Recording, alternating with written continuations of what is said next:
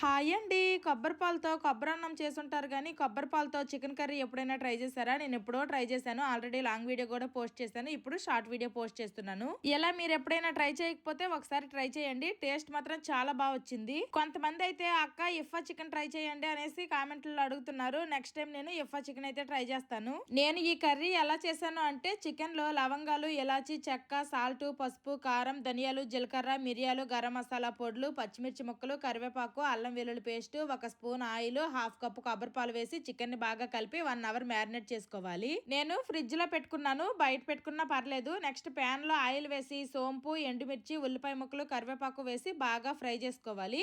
బాగా ఫ్రై అయిన తర్వాత మనం ముందుగా మ్యారినేట్ చేసి పెట్టుకున్న చికెన్ వేసేసుకొని బాగా కలుపుకోవాలి. చికెన్ లో నుండి వాటర్ అంతా రిలీజ్ అయ్యి వాటర్ అంతా ఎగిరిపోయి ఆయిల్ పైకి తేలినంత వరకు మూత పెట్టి మధ్య మధ్యలో కలుపుతూ ఉడికించుకోవాలి. ఈ కర్రీకి చికెన్ కొబ్బరి పాలు మాత్రమే యూజ్ చేయాలి. మనం మిక్సీ జార్ లో కొబ్బరి ముక్కలు కొంచెం వాటర్ వేసేసి ఫస్ట్ మిక్సీ పడతాం కదా, అప్పుడు ఏవైతే మిల్క్ వస్తాయో ఆ మిల్క్ ని మాత్రమే యూజ్ చేస్తేనే మనకి ఈ కొబ్బరి ఫ్లేవర్ అనేది చాలా స్ట్రాంగ్ గా తెలుస్తుంది. చికెన్ లో నుండి వాటర్ అంతా ఎగిరిపోయాక చిక్కటి కొబ్బరి పాలను వేసుకొని బాగా కలిపి మూత పెట్టి మధ్య మధ్యలో కలుపుతూ చికెన్ మెత్తబడేంత వరకు ఉడికించుకొని ఫైనల్ గా కొత్తిమీర వేసేసుకుంటే కోకోనట్ మిల్క్ తో చికెన్ కర్రీ రెడీ అయిపోద్ది.